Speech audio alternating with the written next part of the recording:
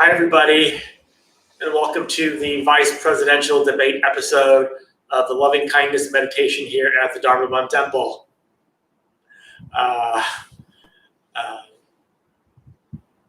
So it's wonderful to be here with you today. I know a debate's going on, but I mean, I'm sure it's less crazy than the last one, but you should probably know who you're going to vote for by now.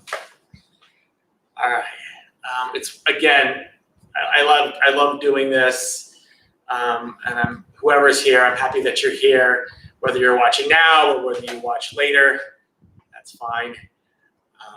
My name is Alex, and I'm going to be leading you all in a loving kindness meditation and a discussion, and that's basically how these classes go here at the Dharma Bum Temple. One of the things that is difficult about doing an online class is, especially in the kind of the format that we do it, is engagement. It's not like a Zoom meeting where I can see lots of faces and things like that, and I can see the expressions on your faces, and I can see, just some smiling faces to kind of make me feel connected. I'm just staring at a camera, and I don't mind doing that. It's great, no problem. So to help me and the rest of us feel engaged, if you are new to the Dharma Bum Temple online class, or whether you're new to the Wednesday class, say hello. Where you're from, it would be just wonderful for me just to acknowledge you and say hello. If you're not new, say hello as well. I'd still love to hear from you. All right. Especially if you're watching from outside of San Diego County, it'd be kind of interesting to know. I always kind of want to know who people are and kind of where they're from and all that kind of good stuff. So it helps me just kind of engage with you, and hopefully it helps you engage with me as well. So if you're new or newer, the word that we use for loving kindness is this word called Metta. That's where it derives from. And this word Metta is from the ancient Pali language, which was a liturgical language that we think is pretty close to what the historical Buddha spoke 2,500 years ago, 2,600 years ago almost. And when an ancient word like that gets translated into a new language like English, or modern day English, it probably has many different meanings. And this word Metta does have several different meanings. It could be loving kindness, which is the word you're used to hearing, unconditional friendliness. It could simply mean goodwill. And it's just a wish to be happy, a wish for ourselves to be happy, and a wish for others to be happy. But more importantly than that, it's also a wish for ourselves and for others to do the things that cause happiness. And if you know what causes happiness, which is essentially our positive words, thoughts, and actions, you'll know that somebody else's happiness never gets in the way of yours, and your happiness never gets in the way of somebody else's. Because with the right intention and the right loving kindness, you'll only have a positive effect on others, and they have a positive effect on you.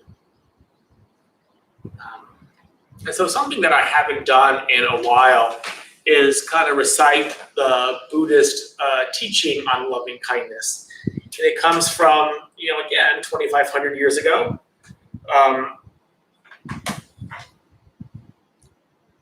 Actually, these words were written down probably 2,000 years ago.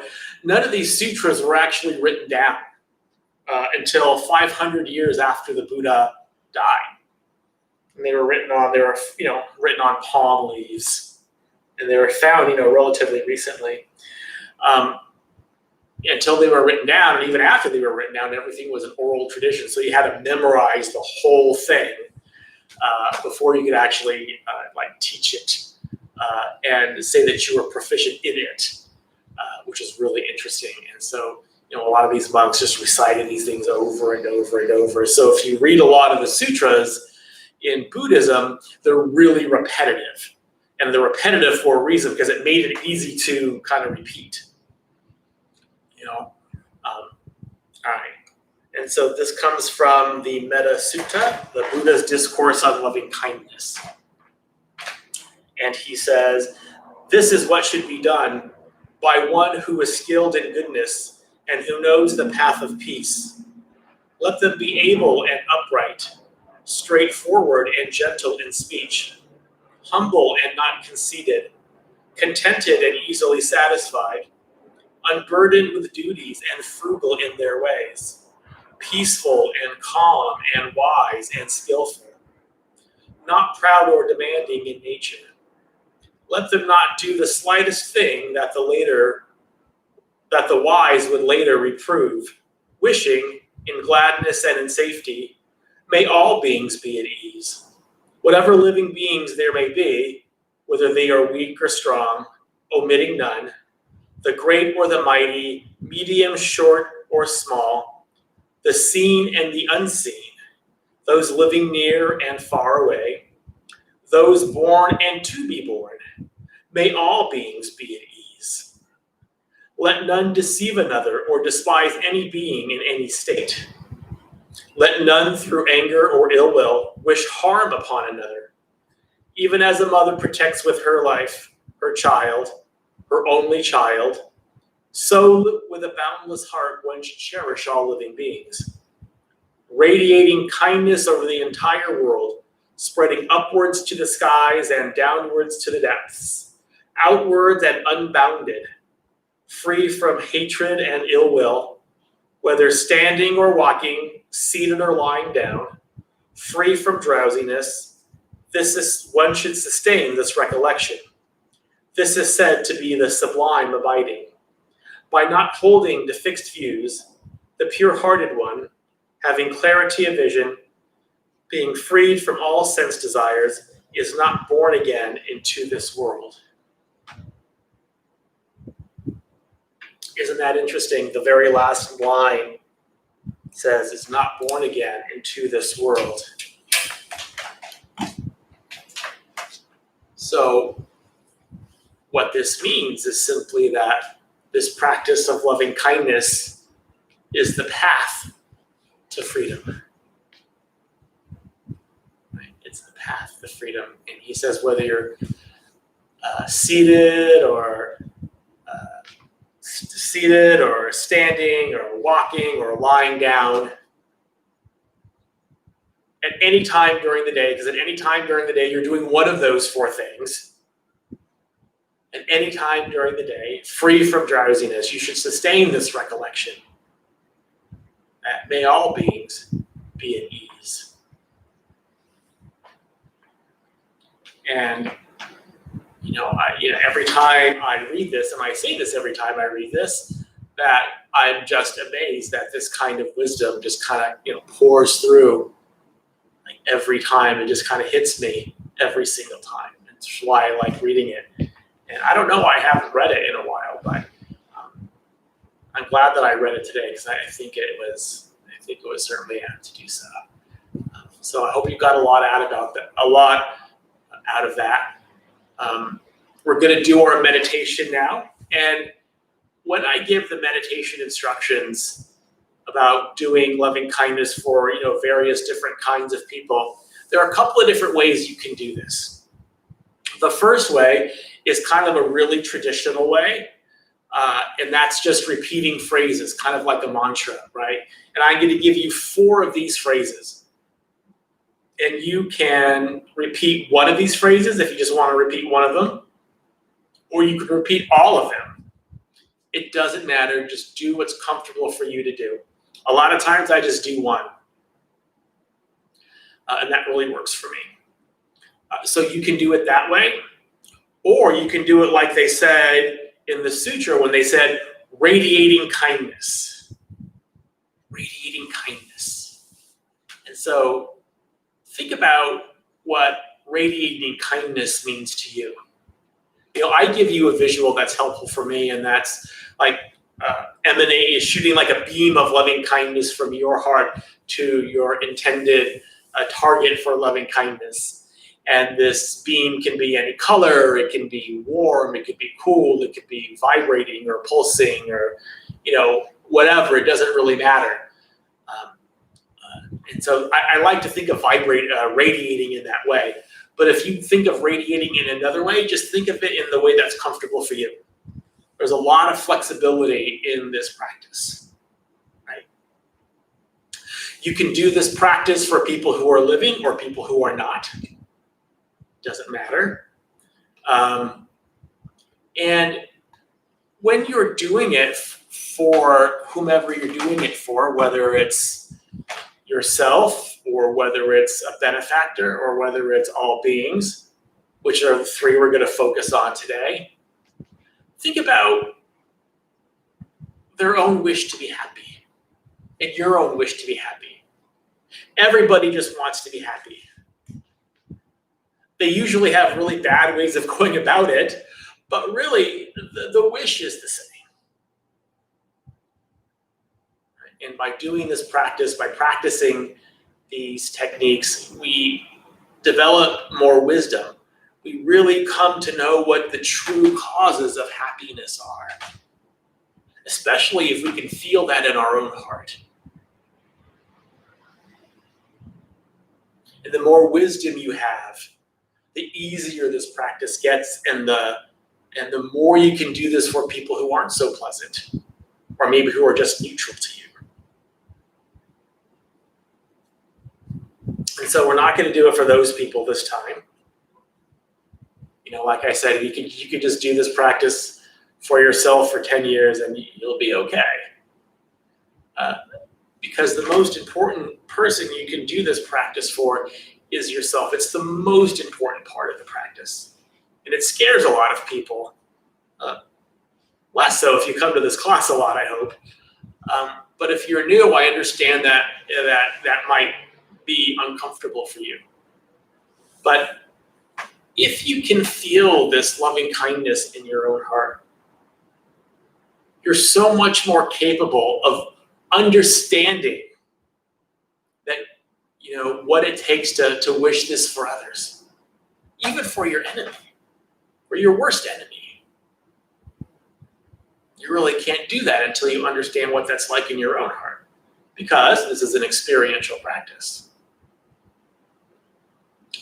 And so, relax, get into a comfortable seated position. Before we go over some basic seating instructions, Travis, did anybody say hi? Yes. Jean said hi, Alex. Hi, Jean. Jen and Jeremy say hi from University Heights. Hi, Jen and Jeremy from University Heights. Holly says hello, watching from North County. Nice. And then Poe says hi from Budapest, Hungary. Nice. Here. It's their first time here, but not new to Metta. Nice. Well, welcome, Budapest. Nice. Love it. All right. Oh, that makes me happy. Thank you, Poe. All right. And thank you, everyone who said hello, and everyone who didn't. So let's get into a comfortable seated position. If you're seated on a meditation cushion, you just want to make sure that you're seated on the forward third of the cushion so that your hips are higher than your legs. And you have like a nice cross-legged position that's nice and sustainable, so you're not likely to kind of move around too much. If you're seated in a chair like me or at the end of your bed, you just want to make sure that your feet are flat on the floor with your legs just a few inches apart. Your hands can be anywhere that's comfortable for your hands to be. Your back is nice and straight. So I like to make my back super duper straight and just kind of relax. So my core is still somewhat engaged, but my shoulders have dropped.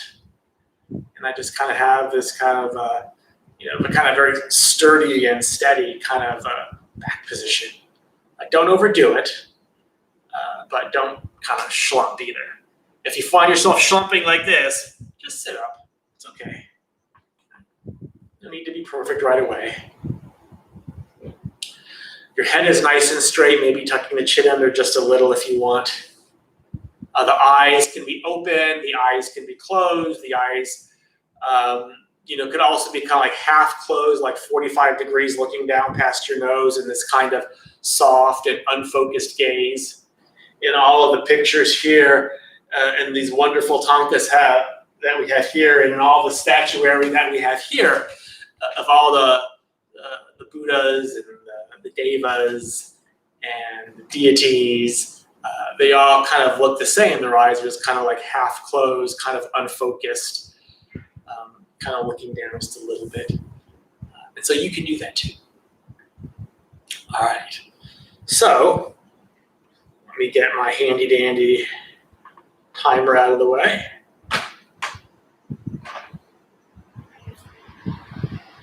And let's start, shall we?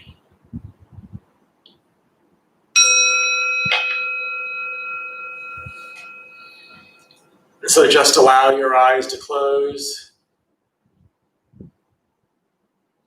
making sure that you have that position, that wonderfully stable seated position that's nice and comfortable for you.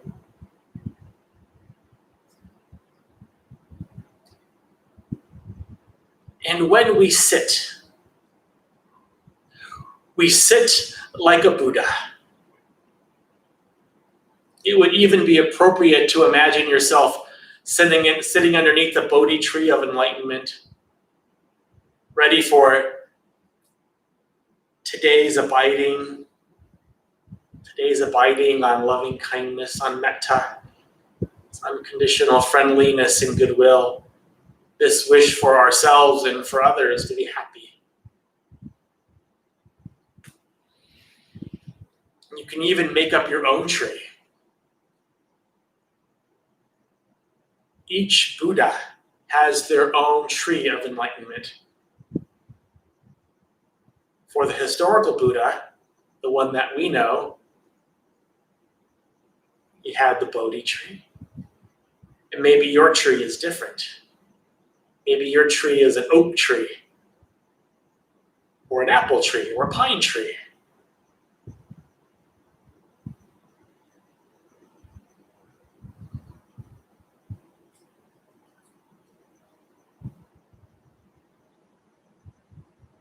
So just at first, start to pay a gentle attention to the breath. Focusing your breath at the base of the nostrils, feeling the air go in and out as you breathe. Or focusing on the belly or the chest, feeling its expansion and contraction as you breathe.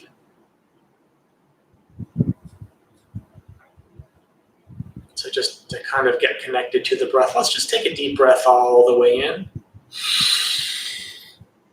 and all the way out.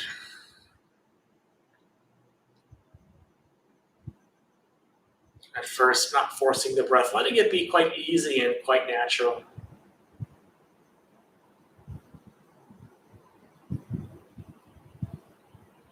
So just for the next couple of moments, so we can get connected to the breath, which is so important before we start any practice. Just rest as gently as you can in the sensations of the breath.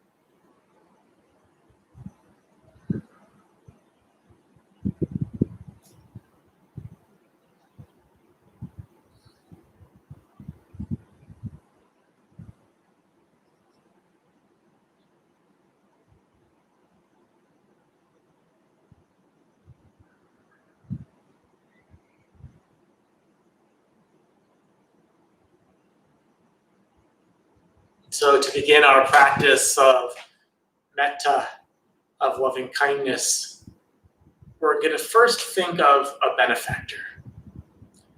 And a benefactor is anyone who has shown us great love or great kindness, someone who is really easy to do this practice for. You just think of this person and you smile, your heart gets bigger and warmer.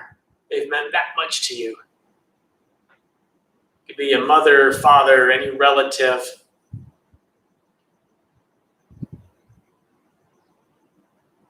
A favorite teacher, best friend, whatever you want. Anyone who has meant a lot to you. And just call to mind their wish to be happy, their wish to be free from harm, their wish to be safe and healthy. Again, you can repeat phrases over and over for them, phrases like, may you be happy, and say their name. May you be safe from inner and outer danger. May you be well in body and mind. May you be at peace and live at ease in this world. Or you can simply radiate loving kindness to them. You can think of them in your mind and you can just radiate this loving kindness to them. And maybe it's warming their heart. You can picture them smiling in gratitude for your loving kindness. However you want to do it is fine. You can choose one benefactor, you can choose multiple, it's okay. So for the next few moments, we'll do this practice of loving kindness for our benefactor.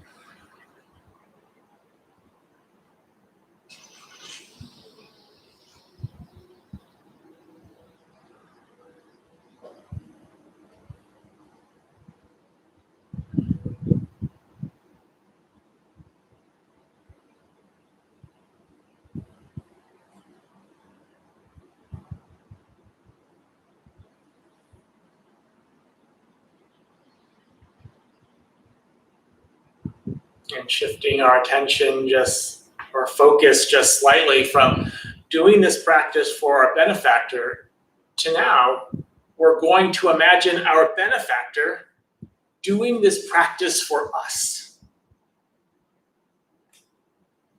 And so you can think of this benefactor in your mind, smiling at you, radiating loving kindness to you, or saying phrases of loving kindness to you. And can you listen? Can you feel for any resistance when you're imagining your benefactor doing this practice for you? Is there any resistance in your heart? You can even put your hand over your heart to help you listen for any of this resistance. If you feel any, that's okay. Can you breathe into that? Just breathe into that resistance. And loosen it and allow more of that loving kindness into your own heart. You don't have to worry about why there's resistance. That doesn't matter. Just feel for any resistance. Breathe into it. Letting more of that into your own heart. You can have one or more of your benefactors doing this practice for you. It's okay. And it even helps to smile. Smile.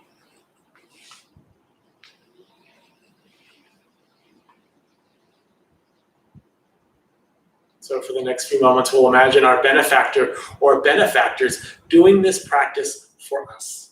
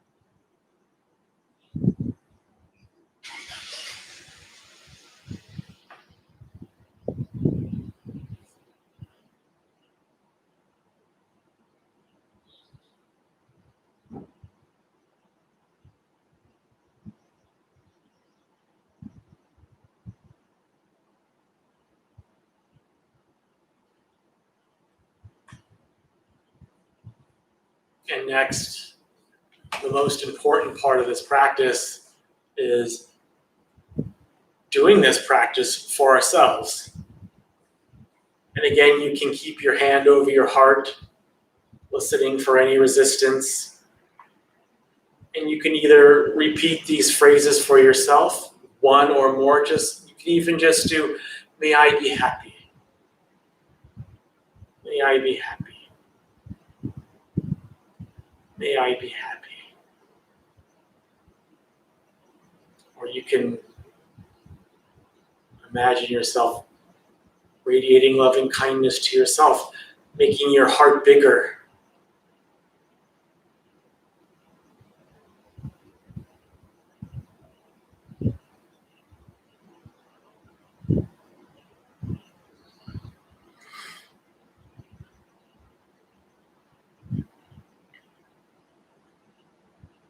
Just so for the next few moments, we can do this practice of loving kindness for ourselves. Nice and easy.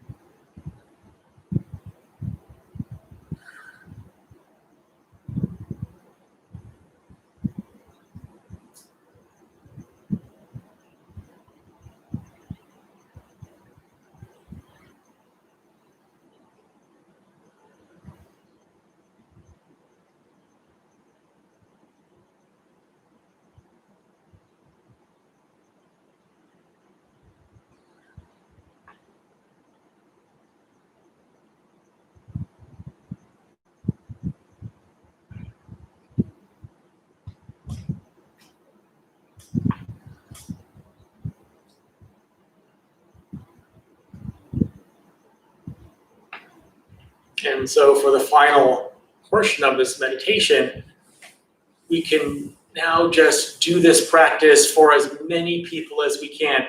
And so what we try to do is to do it for all beings in all directions. There's no limit to how far the heart can extend. This heart of loving kindness is powerful. It can extend everywhere, include everybody.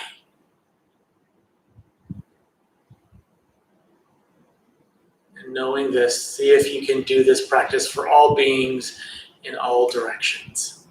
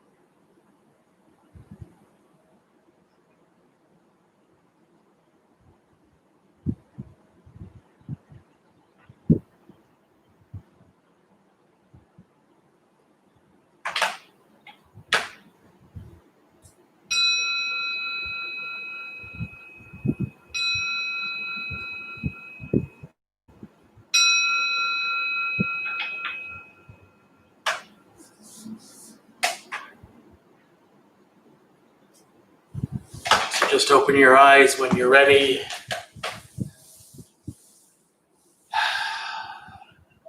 And just take the next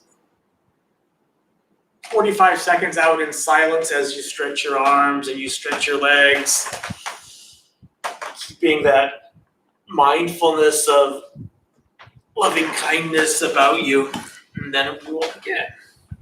If you have a question, I would love to hear your question or comment on whatever you want to question me or comment on, whether it's the meditation or the instructions or something else about Buddhism. There's a little chat box there. You can type in your question. I would love to hear from you.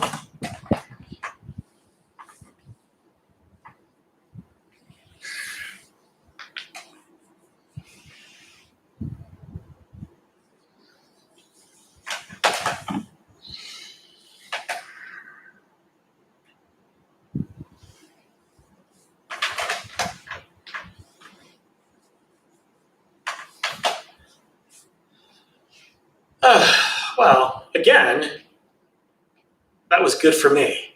And hopefully that was good for you too. And if it is, that's great. But if it wasn't, that's also great. It doesn't have to be good. There's no requirement for that. It could be that lots of the opposite feelings arose, and that's fine. We can treat those with just as much mindfulness as we treat the wonderful feelings.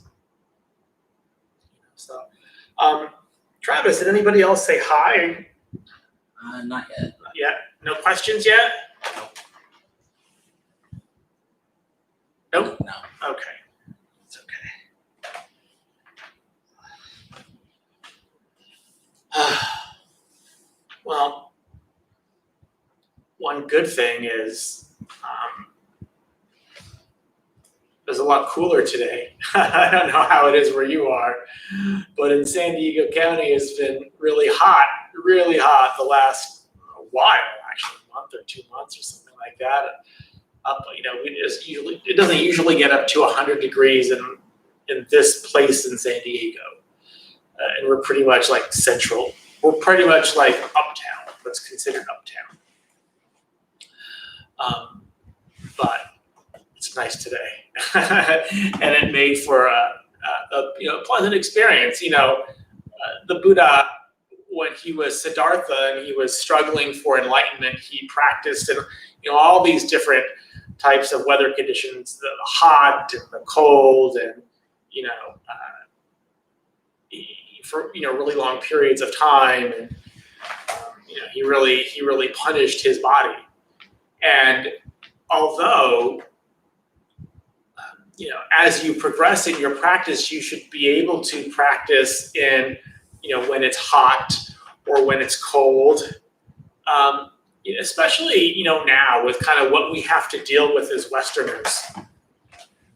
It's just so much easier to. We're up against enough as it is. We're behind the Buddhist curve as it is because normally we've come to Buddhism so late in our lives. In that we were not brought up with it for the most part. That if you can create these wonderful conditions for yourself for meditation, then that's wonderful. And so when I meditate, I try to make sure that it's just a nice temperature, not too cold and not too hot, that I'm just comfortable and I can just kind of focus on my meditation. And I think that we should try to do that as best we can. And not try to punish ourselves. We do enough of that. So we don't have like a ton of time, like 8 minutes, because we started late. We had some technical difficulties. We're blaming it on the debate because so many people were on YouTube watching the debate. It certainly wasn't Temple Ghost because this is not a Temple Ghost thing for him to do. He's a protector deity, so he protects the temple. So, or maybe it's a she. I don't really even know. I just assume it's a he.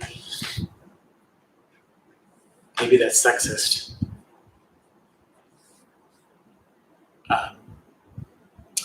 any questions you had, any comments on your meditations are welcome, certainly. Don't be shy. Jean shared, I'm grateful to be employed, but work has been stressful. This is a lovely day, a lovely way to finish the day. Yeah, right? I remember, and this is when I was teaching meditation as well. Work was, not now, hasn't been this way for several years. Work was super stressful. And, I just, thank goodness for meditation, and, back then, I didn't think about it as much that I could just, when things got stressful, I could just stop whatever I was doing and take like 3 deep breaths or 5 deep breaths or whatever I needed to take just to kind of recenter myself and then just go back to what I was doing. Now I do that. But yeah, for stressful jobs, certainly, and especially now in the pandemic, a lot of jobs can be so much more stressful, and you worry about, job security more than you would normally, because you think about, because these are such uncertain and kind of scary times. I'm in an industry where it's booming right now. And so all of our customers are busy and, things like that. So it makes it a little bit easier. But yeah, it's, I know it's not that way for a lot of people. And so I'm grateful for this practice every day that I get to do this, and, that I just get to not only do this, like lead this class, but that I even have this practice to rely on.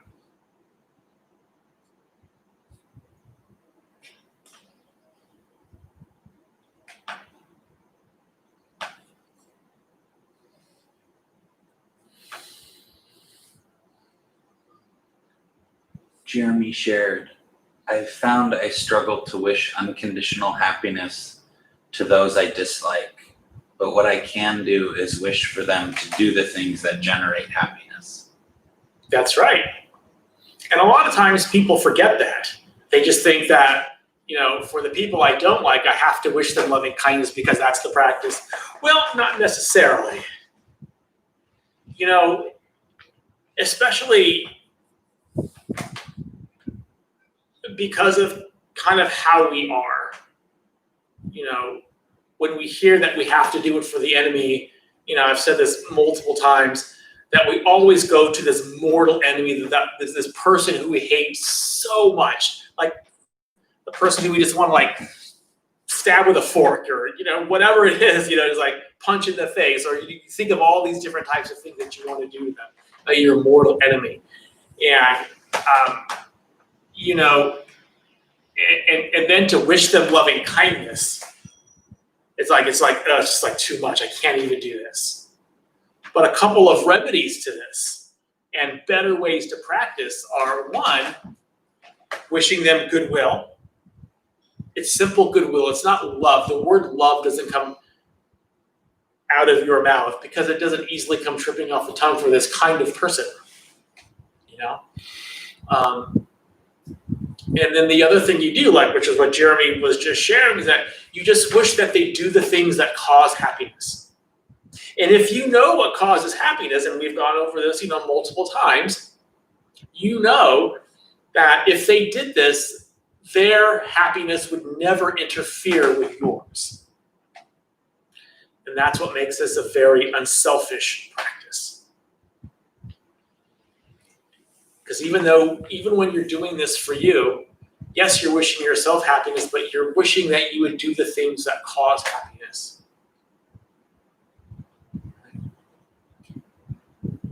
So thanks, Jeremy.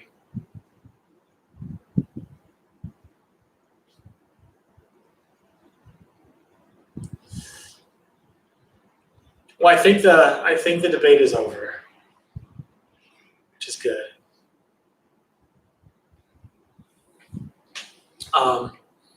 And so if there's nothing else, about time to go, and that's okay. You can do that. It was wonderful to be here with you today, I love doing this. Let's join our palms together at our hearts, please. And may the benefit of this practice and this discussion be received by all beings. May all beings be free from suffering. May all beings be at peace. May all beings be joyful and at ease. May all beings be happy. May all beings be loved and seen for the beautiful, radiant beings that they are. Thank you for coming.